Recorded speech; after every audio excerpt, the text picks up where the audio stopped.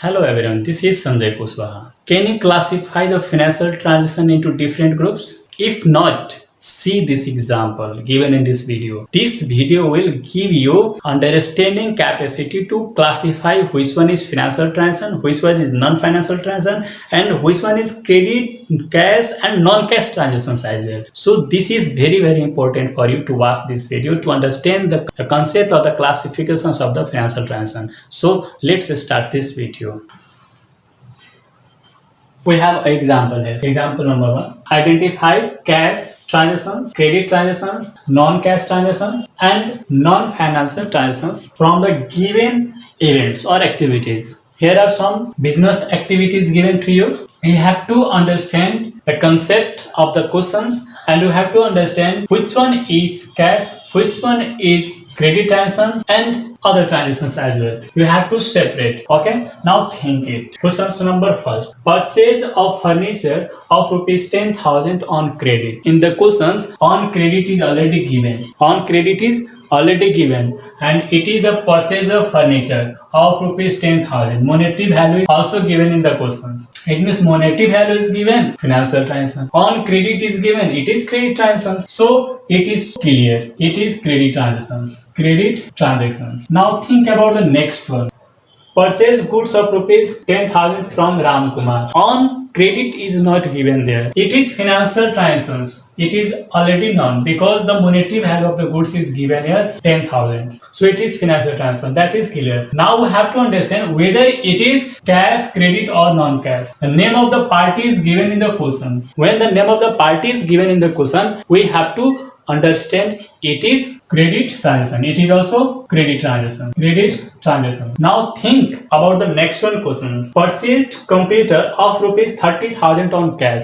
Oh, so easy. On cash is given in the questions. Are you looking at? Yes, see here. On cash is given in the question. It means it is cash transactions. It is so easy. Cash transactions. Now think about the next one question. Whether it is cash or non-cash. Sold goods of rupees this much. It is financial transaction. It is obvious. It is clear. We have sold goods of rupees 2,000 to Sita on cash. Now think these questions. This question is not so difficult, but you have to use your brain. Sold goods of rupees 1,000. Is the name of the party is given? No. Is there written on credit on cash? No. Then it is always assumed to be cash transactions. Next one. Exchange of old bike with new one of rupees 1 lakh. We have exchange. We have neither paid or not received cash here. That is why it is just like barter system. That is why it is non-cash transactions. It is also financial transaction, but it is non-cash transactions. Think about it. Exchange of old bike of rupees 1 lakh. The value of old bike was rupees 1 lakh and we exchange it with a new one. The value of new bike was 1,50,000. Means we are taking the assets of rupees 1,50,000, but we are giving the assets of only 1 lakh. It means the remaining value 50,000 should be paid to the seller. Okay, what is the value? The balance was paid through check. The balance was paid through check. So what types of transaction is it? Think here. It is a mix of two transactions. Here 1 lakh, value of 1 lakh old bike and the value of new bike, that is 1,50,000. For rupees 1 lakh, for rupees 1 lakh, it is non-cash transactions for rupees 1 lakh and for rupees 50,000 for which we have made payment with the help of check, that is cash transactions. Is it clear? It is a mix of two transactions. It is financial transaction, that is obviously known to us. For rupees 1 lakh, which is mutual reasonable here, that is mutual value. That is why the mutual value is non-cash and the balance value which is paid through check, that is cash transaction. Is it? Okay. Now think about the next one question. Here it is written distributed goods as a free sample. Value of the goods is not given in the question. That doesn't matter. But we can easily measure the value of in the terms of money. That is, it is financial transaction. There is no any doubt. Now I have to think whether it is cash, non-cash or credit non-cash transaction. It is neither cash transaction or non-credit transaction because we are not making payment or receiving cash.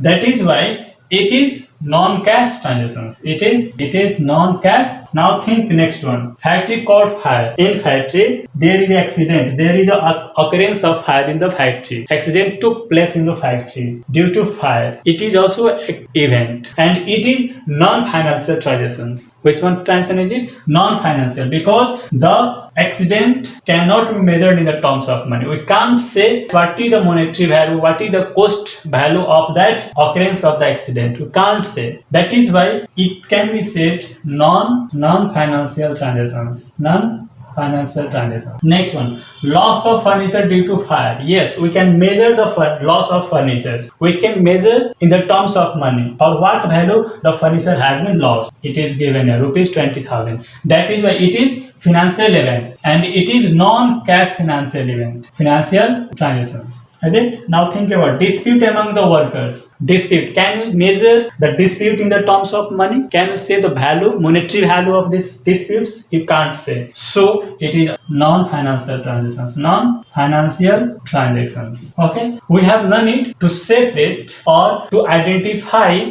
the cash transactions, credit transactions, non-cash transactions, and non-financial transactions when the questions are given here. And for the recording point of view, we record only financial transactions in the books of account. We do not record the non-financial transactions in the books of accounts. We only record financial transactions because we need the financial reports at the end of the fiscal year. So we have to input the only financial transactions for output of financial positions. Is it clear? So we only record the financial transactions, not non-financial transactions.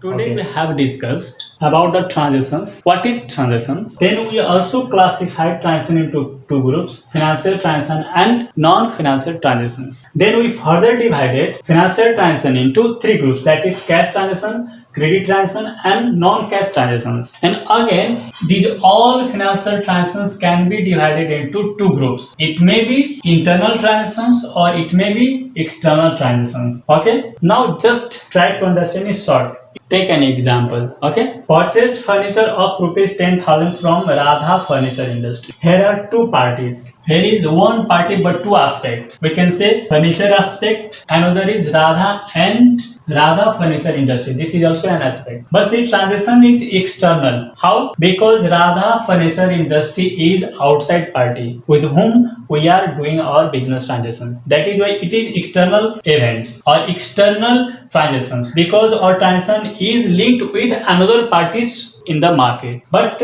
loss of goods, that is internal. Loss of goods, internal events, internal transaction, loss of goods, internal events. Why? Because when goods lost in the business organization due to fire, then think, is it related to another party in the market? No. It is completely related in our own business organizations. So when the aspect of the transaction is related to another party in the market, then that is external transaction. And when the aspect of the transaction is only within the business organization, then that is internal transaction. Now we have here completed a summary about the transactions as well. After completing these transactions, I hope you have understood a lot. If you have any confusions regarding this topic, you can comment in the comment section. Next coming topic, the 5 terms which consist the whole accounting methods. Think here, 5 terms. These are the 5 terms which consist the whole accounting system. Whatever you read from beginning to last, throughout the year, throughout your life, when you study accounting, these 5 words move around you, and you have to always use these only 5 words, not any other words. The accountancy has classified all aspects of the transaction into only 5 groups. In the next video, I will describe this. I'm going to over this video for today. I hope you have understood a lot, and if you have understood something from this video, then like it, comment it. What types of understanding did you change in your concept? What types of new thing you did learn? And subscribe the channel so that you can get some other videos when I upload it, and share the knowledge with your friends. Thanks a lot for watching this video.